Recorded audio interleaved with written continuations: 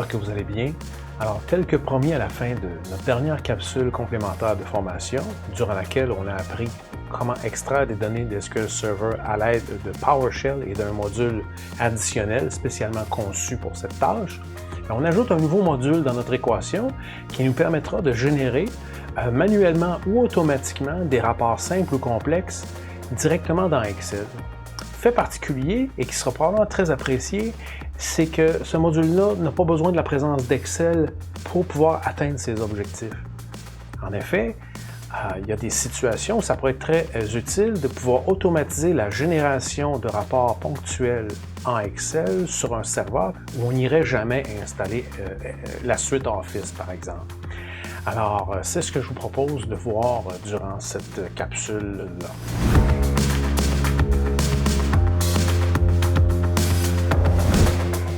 Avant de procéder à l'installation de notre module, j'aimerais revoir avec vous le traitement des chaînes de caractères dans Transact SQL brièvement. Après ça, transposer ça dans le contexte de PowerShell avec les ajustements requis, ce qui nous permettra d'aller un peu plus loin que la dernière fois, notamment au niveau de la génération d'énoncés SQL ou de différents messages ou chaînes de caractères qui sont plus dynamiques en utilisant des variables contextuelles, par exemple. Donc, si je me redirige dans le SSMS, on reconnaîtra ici la base de données Northwind présentement connectée et un select classique sur la table Products où je récupère le Product Name que je renomme à l'exécution via un alias à produit. Et dans le cas du prix unitaire, je me permets, lors de la concaténation avec une chaîne, si ce qu'on veut concaténer n'est pas présentement une chaîne, on doit le convertir à l'aide d'une des deux fonctions, soit cast ou convert. Et là, ça va fonctionner. Avec F5, j'ai mon résultat. Maintenant que ça c'est établi, voici un autre script. Ici, j'ai un produit qui s'appelle Chai, que je vais renommer à Super Chai, mais avec un signe de pièce, parce que disons que ça fait partie de leur marque de commerce, hypothétiquement. Donc je fais F5 ici, je confirme que le produit a bien été renommé. C'est un caractère qu'on peut utiliser comme parmi tant d'autres pour nommer des produits dans notre base de données Northwind.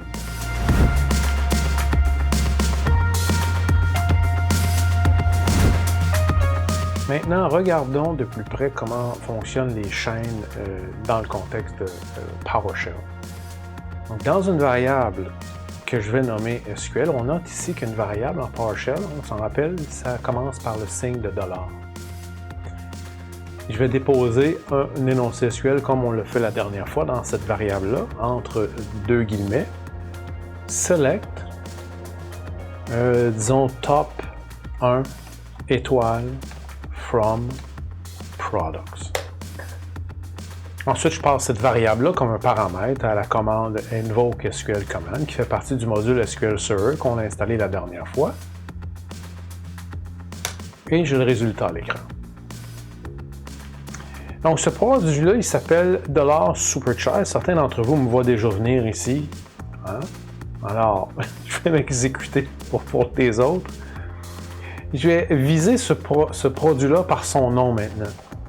Donc, je vais enlever le top 1 parce qu'il devrait avoir seulement un enregistrement qui sort. Je vais bonifier mon énoncé SQL de la clause where. Product name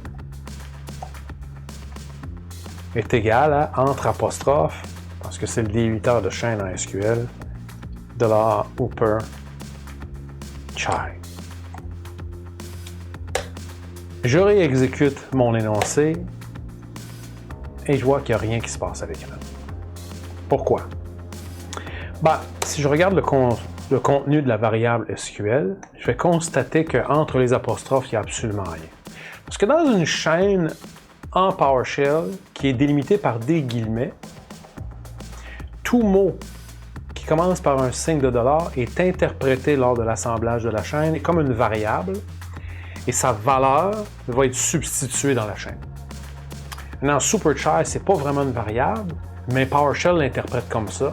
parce qu'on n'a jamais rien mis au préalable dans SuperChild comme variable, parce qu'il pense que c'est une variable, bien, il n'y a pas de valeur qui est transposée dedans. C'est tellement vrai que si je joue son jeu, disons que je fais semblant que c'est une variable, j'écris HooperChild est égal à 1, 2, 3. Et je fais Enter. Si je réassemble la chaîne SQL et je la consulte, je vois maintenant qu'effectivement, c'est la preuve que PowerShell a traité ce mot-là ici comme une variable. Alors, dans le cas présent, même si ça annonce une certaine flexibilité intéressante lorsqu'on voudrait créer des énoncés SQL dynamiques, on a déjà la recette, on sait maintenant qu'on peut, au sein d'un énoncé SQL, déposer des variables PowerShell, et tant que la chaîne est délimitée par des guillemets, à l'assemblage de la chaîne, les valeurs contenues dans ces variables-là vont être injectées dans l'énoncé SQL. C'est très riche, c'est fantastique. Dans bien des cas, c'est ce qu'on veut, mais dans le cas présent, c'est pas ce que je veux. Alors, comment je vais m'en sortir? Ben, je pourrais m'en sortir par de la concaténation. Tout comme dans TSQL, PowerShell supporte la concaténation à l'aide de l'opérateur plus. Alors, je vais m'exécuter ici. Je vais dire select étoile from products where product name est égal à apostrophe quelque chose. Je vais terminer ma chaîne avec des guillemets. Je vais mettre un plus. Je vais mettre des apostrophes autour de ce qu'il pense qui est une variable, plus guillemets, apostrophe, guillemets. Donc, au contraire des guillemets, les apostrophes autour d'une chaîne en PowerShell traitent ce qu'il y a entre les deux apostrophes comme un littéral. Ce n'est pas interprété. Donc, il arrête d'interpréter le dollar comme le début d'un nom de variable. La preuve ici va être faite lorsque je vais appuyer sur Enter, où maintenant mon énoncé SQL contient la chaîne qui était initialement désirée, soit select étoile from products, where product name est égal apostrophe $superchild apostrophe. Voilà. Donc ne soyez pas surpris si durant les prochains exemples, je vais généralement utiliser des apostrophes lorsque c'est requis ou des guillemets selon le cas.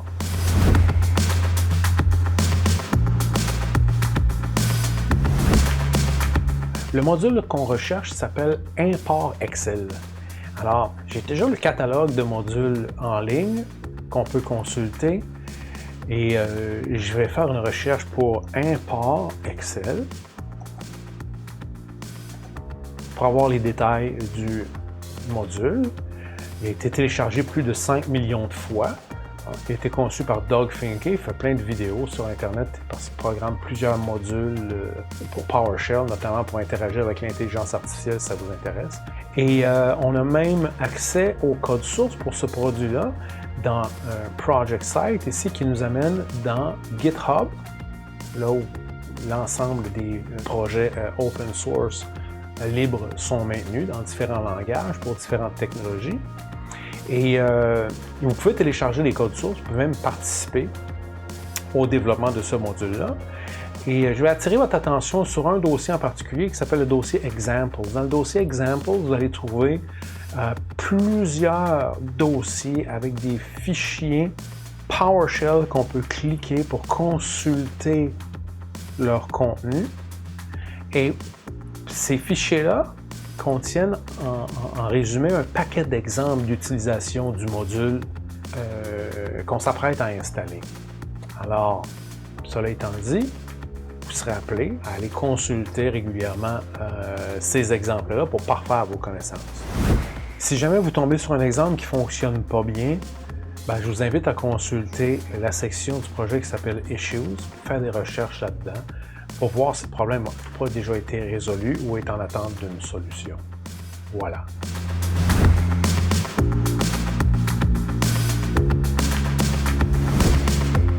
Donc pour l'installer, c'est une approche assez similaire à la dernière. On peut commencer par Find Module, Import Excel, pour confirmer qu'on a accès au catalogue et qu'on est capable de le trouver. il est rendu ici à la version 7.8.8. On va l'installer, ce module-là, dans notre propre profil d'utilisateur. Okay.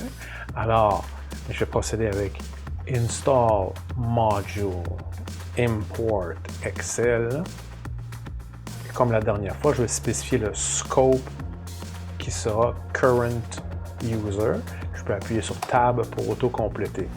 Parce que ça provient d'un catalogue en ligne, il y a toujours un risque, il faut faire attention à ce qu'on installe à partir de là. Donc, on parle ici d'un référentiel non approuvé. On me demande de confirmer l'installation. Je vais lui dire oui. Avec un O. Le module va être téléchargé, il va être dézippé. Et je peux confirmer qu'il est installé avec Get Installed Module. On a toujours notre SQL Server qu'on a installé la dernière fois et puis on a Import Excel ici qui est installé.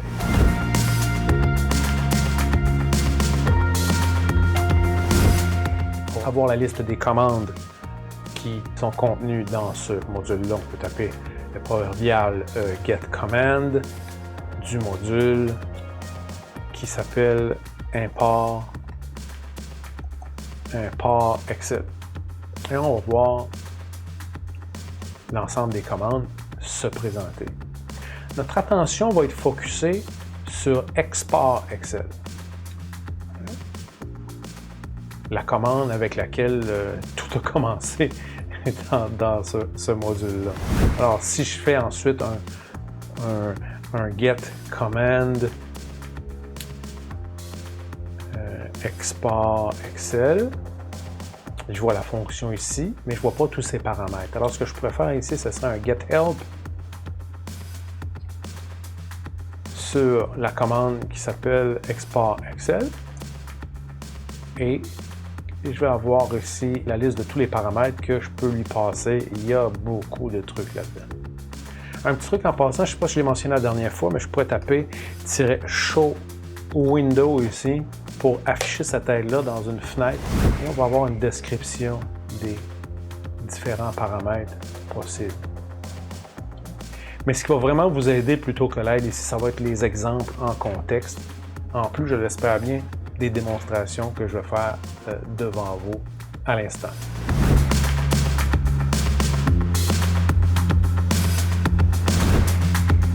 Donc, dans ma variable SQL, je vais déposer Select étoile from Invoices. Je vais exécuter cet énoncé-là et je vais déposer le résultat dans une variable que je vais appeler fact, facturation, plutôt que de voir tout ça défiler à l'écran. Maintenant, la variable fact contient toute la facturation qui a été reçue de la requête Invoices. D'ailleurs, je peux temporairement l'envoyer dans OutGridView, par exemple. Ça s'appelle du OutGridView ou OGV, l'alias.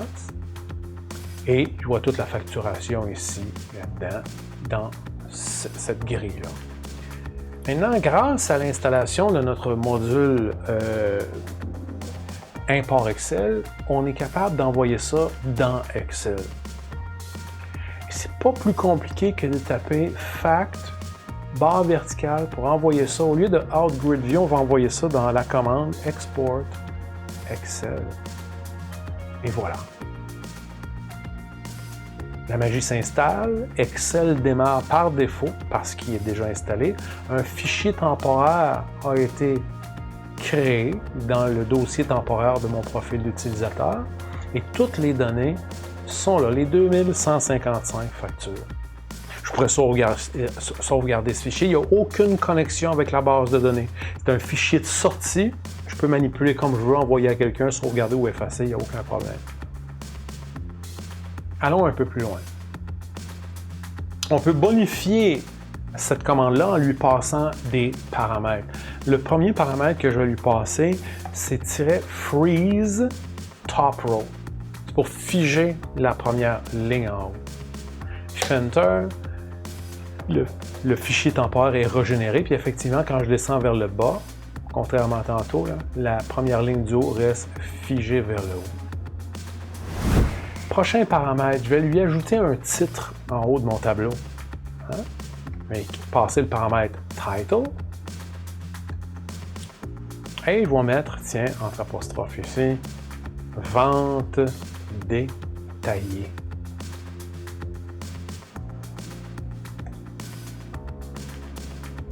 Vous voyez, au-dessus du tableau, on a une chaîne de caractères. On a notre tableau en dessous. C'est un tableau qui a un nom par défaut, qu'on peut lui ajouter d'autres propriétés, comme une ligne de total, un style différent, et etc. Maintenant, j'ai un titre. Là où notre discussion des chaînes de caractères avec l'utilisation des guillemets ou des apostrophes va porter fruit à nouveau, c'est lorsqu'on veut générer un titre dynamique, disons avec la date et l'heure.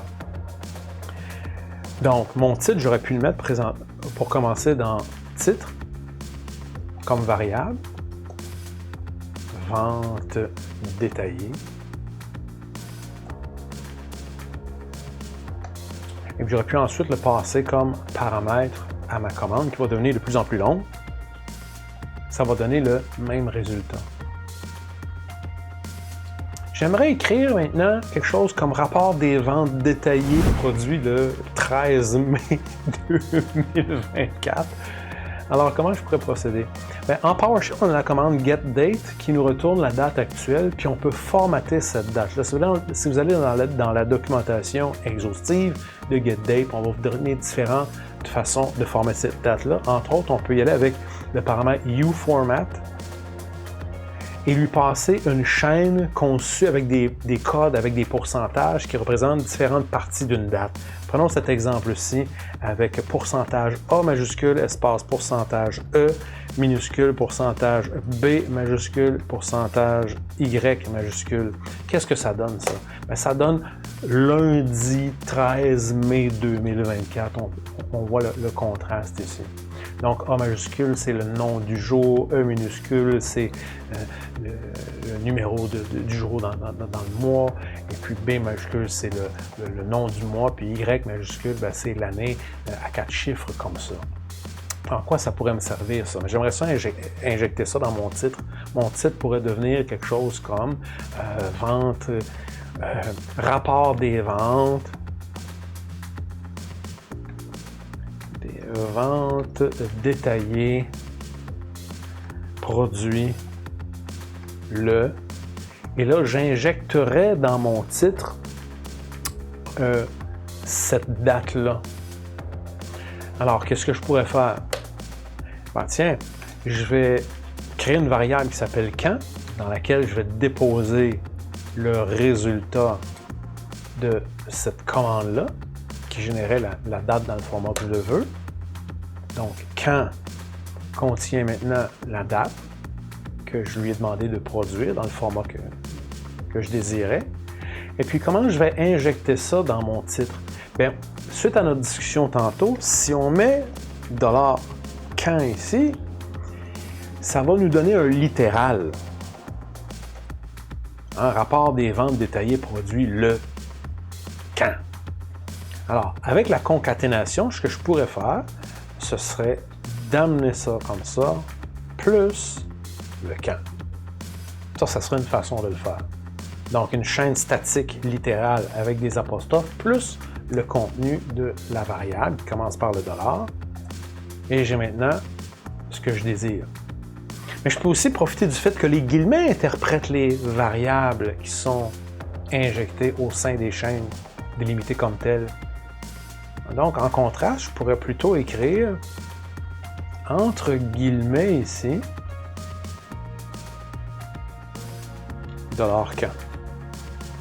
C'est une question de style, une question de préférence personnelle. Dans les deux cas, je vais obtenir le même résultat. Maintenant, si je passe cette nouvelle variable-là, facturation, passe ça dans Export Excel, Freeze, Top Row, Title, Titre, ben mon titre dynamique est maintenant injecté dans mon rapport. Nice! Prochaine progression.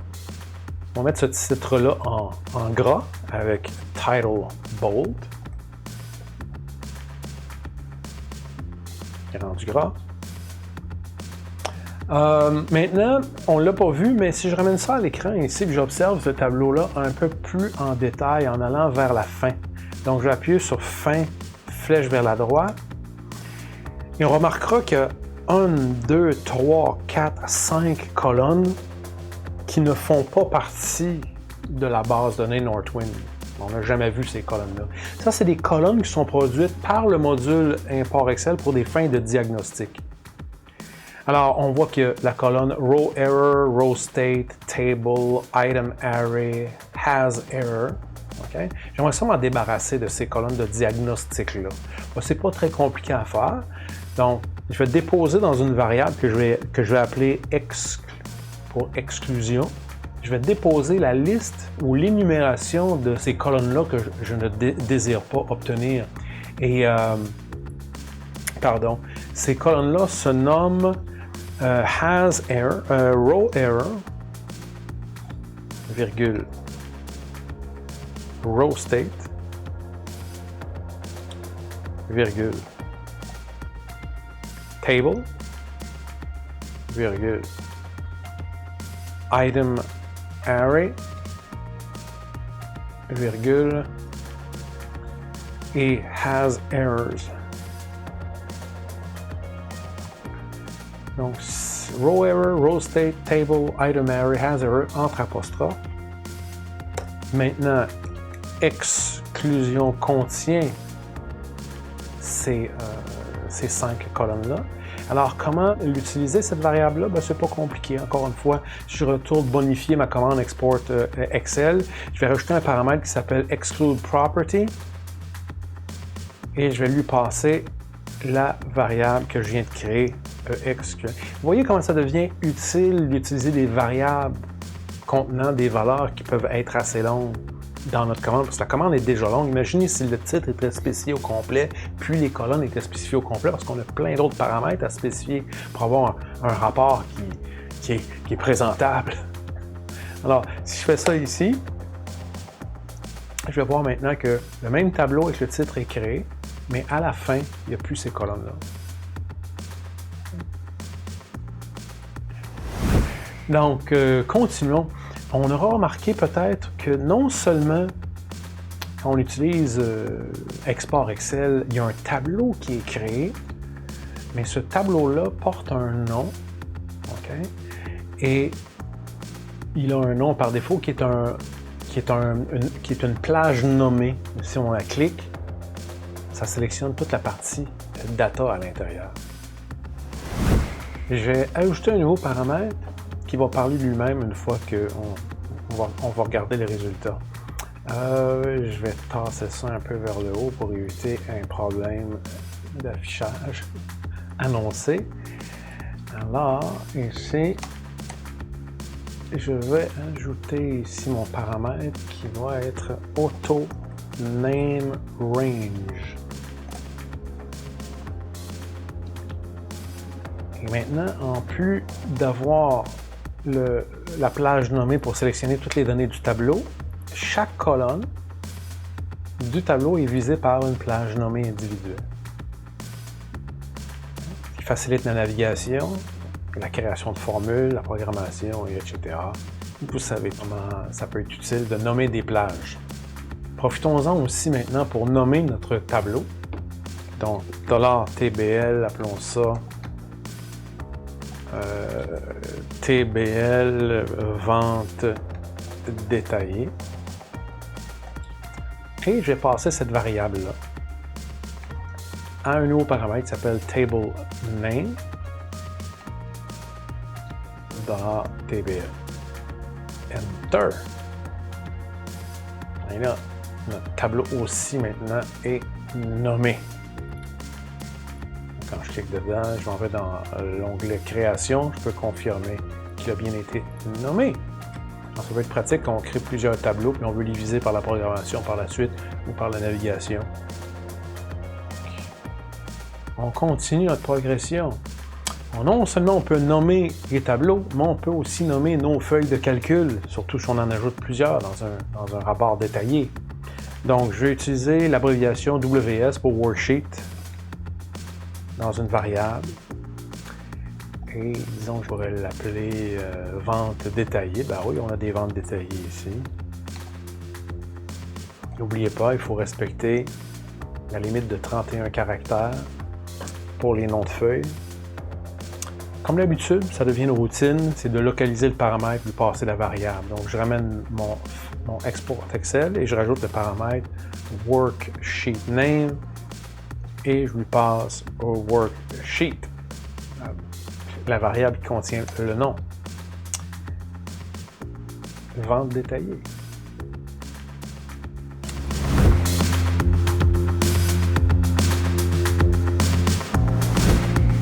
Maintenant, pourquoi pas ajouter un tableau croisé dynamique? Alors, je ramène ma commande et on va commencer sa construction en ajoutant un nouveau paramètre qui est include pivot table. Enter. Il y a une nouvelle feuille qui est ajoutée qui s'appelle vente détaillée pivot table. Et lorsque je clique dessus, je vais confirmer que la structure d'un tableau croisé dynamique a été ajoutée. Il manque juste le data à l'intérieur, les champs de pivot et la formule pour construire le tableau comme tel. Alors, continuons notre progression. Donc, automatisons la création de la partie de gauche de notre tableau croisé dynamique. Et ça passe par un paramètre qui s'appelle Pivot Rows. Alors, je vais pivoter mon tableau sur 3 champs de la requête Invoices. Pour ce faire, comme d'habitude, je vais créer une variable. Je vais l'appeler L-pivot pour ligne pivot, dans laquelle je vais déposer une énumération des 3 colonnes sur lesquelles je veux les 3 colonnes de Invoices qui vont devenir des lignes de pivot. Donc, dans mon tableau croisé dynamique, soit Country, City, et dans chaque ville, on va voir les Customers, les Customer Name.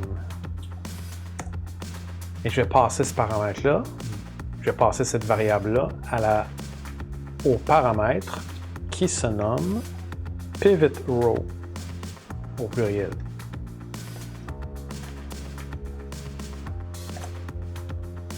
Et comme on peut constater maintenant, dans la feuille qui contient le tableau croisé dynamique, la partie de gauche a été définie. Les 3 champs ont été ajoutés à la partie ligne. Construisons maintenant la partie colonne en haut.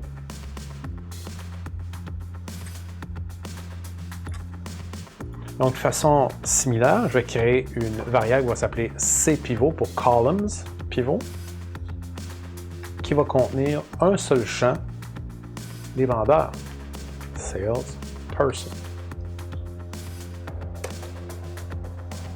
Je vais passer ça comme valeur au paramètre qui s'appelle Pivot Columns.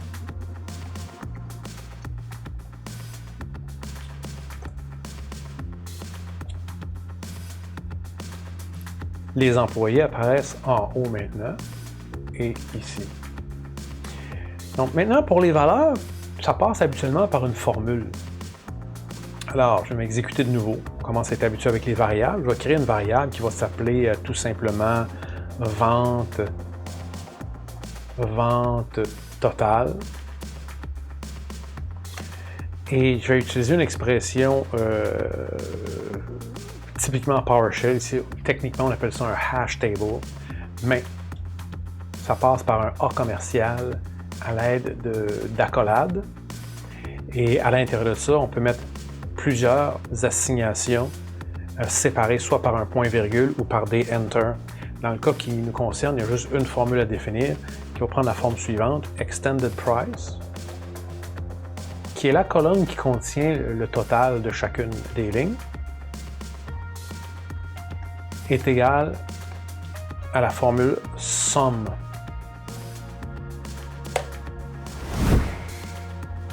Maintenant, je peux passer cette variable-là à un nouveau paramètre de ma commande Export Excel. Le paramètre, c'est Pivot Data.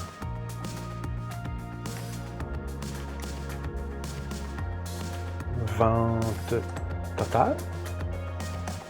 Et le tour est joué. Bon, si je regarde le tableau, les données à l'intérieur, pivoter sur les vendeurs par pays. Je peux regarder ça à différents niveaux de détail. Le data est ajusté en conséquence.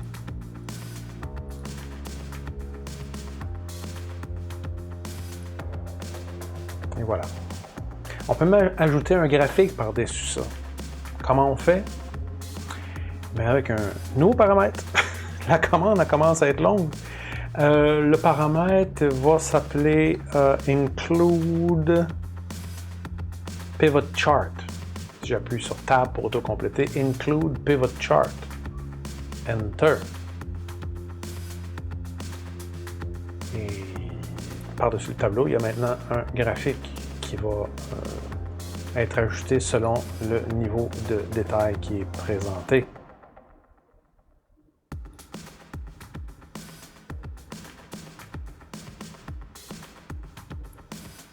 Voilà. Ah, et pourquoi pas ajouter des pourcentages? On ajoute un paramètre qui s'appelle Include ou c'est Show Percent.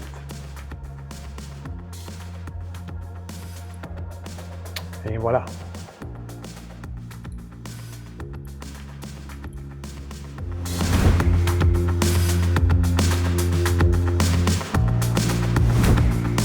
Donc, on pourrait continuer à construire comme ça. Comme je vous ai mentionné un peu plus tôt, si vous allez dans les exemples présents dans les codes sources, il y a plein d'exemples. Vous pouvez créer des scripts assez complexes pour créer des rapports assez détaillés. Je vais vous donner quelques exemples ici. Les participants à mes formations savent comment me rejoindre. Ça va me faire plaisir de vous partager ces codes sources-là si vous voulez creuser plus loin. Je vais vous donner quelques exemples ici. Dans mon dossier U, j'ai 3 fichiers ici. Il y en a un pour la facturation générale, facturation par client, facturation par employé. Et si je regardais les codes sources de chacun de ces fichiers-là, brièvement, par exemple le fichier facturation, je vais l'ouvrir dans l'éditeur de PowerShell qui est fourni avec Windows. Et je vais voir ici que il est construit de plusieurs lignes PowerShell pour atteindre mon objectif. Et si j'exécute ce script-là, donc avec facturation, je suis déjà dans mon lecteur U. Le fichier va s'exécuter. Il y a un fichier Excel qui a été généré plutôt que d'être présenté à l'écran. Okay? Donc ce script-là fonctionnerait directement sur un serveur ou un ordinateur, Mac, Windows ou Linux qui n'a pas d'Excel d'installer, tant et aussi longtemps que PowerShell est là et avec les modules requis, le fichier va fonctionner. Et évidemment, avec un accès et des droits sur un serveur SQL correspondant, cela va de soi. Mais si je double-clique ce fichier Excel-là, on va voir que le fichier a été créé avec plusieurs onglets, plusieurs tableaux, plus un pivot. On peut aller beaucoup plus loin que ça. Si je regarde un fichier qui s'appelle facturation par client, ce fichier-là, lorsqu'il est exécuté, va générer dans un sous-dossier un rapport par client. Là, on commence à parler. Là. Ça commence à être intéressant. Évidemment, pour monter des scripts comme ça prend des notions, ça prend des connaissances minimalement acceptables en PowerShell. Je donne ces exemples-là, ça me fait plaisir, mais évidemment, c'est pas avec les petites démonstrations que je vous donne ici que vous allez faire le tour de la question du langage PowerShell. Donc, il faudra développer ces connaissances-là, que ce soit une formation avec moi ou via différentes sources sur Internet ou ailleurs, mais ça me fait plaisir de vous partager quelques exemples. Dans le cas présent ici, on va récupérer les mêmes données, mais on va être capable de générer un paquet de fichiers en conséquence. Puis ensuite, j'exécuterai l'autre fichier qui va générer un rapport Excel par employé. cette fois-ci. C'est une variation sur le thème précédent. Alors, si je m'exécute ici, le premier fichier à exécuter qui est facturation, on l'a déjà fait, facturation par client. Donc, facturation par client. Enter. Le script va être exécuté, un dossier va être créé. Et lorsque ça va être terminé, je double-clique sur le dossier facturation par client. Je vais voir un fichier horodaté par ID client. Comme ça. Et je prends n'importe quel au hasard. Je vais prendre North ici. Bon, il y a un chiffrier avec ses ventes pour ce client-là, avec un titre dynamiquement construit. Un tableau croisé dynamique avec les données qu'il concerne, qui vont être différentes d'un autre client. Voilà.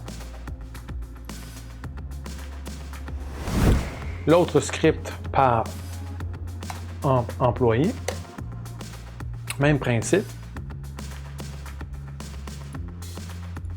J'ai un dossier par employé qui est créé et j'ai maintenant, pour chacun employé, un rapport horodaté avec même une colonne additionnelle là, pour l'année sur lequel je fais mon pivot. Un peu comme l'autre fichier précédemment généré pour les clients. J'avais oublié que je le faisais là aussi.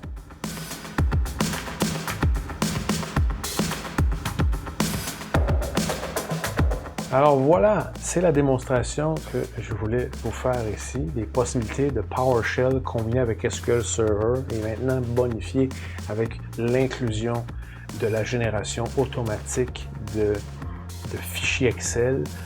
Même si Excel n'est pas présent sur le poste, ça nous donne un paquet de possibilités intéressantes à ce moment-ci. Et je vous invite à pratiquer ça. Et dans une prochaine capsule, pour ceux qui s'intéressent, évidemment, comme d'habitude, je creuserai un peu plus la notion de script. Je prendrai un de ces scripts-là et on va le préparer, on va le compléter pour qu'il soit planifiable dans le planificateur de tâches de Windows, de telle sorte que ponctuellement, les rapports qui sont requis soient générés en arrière-plan pour que quelqu'un puisse les consulter à travers un répertoire partagé sur le réseau ou peut-être même dans SharePoint. Là. Ça serait à vous de décider où est-ce que vous allez stocker la génération de ces rapports-là qui sera automatisé dans le planificateur de tâches de Windows. Donc, d'ici là, je vous souhaite bon soleil à tous et à très bientôt.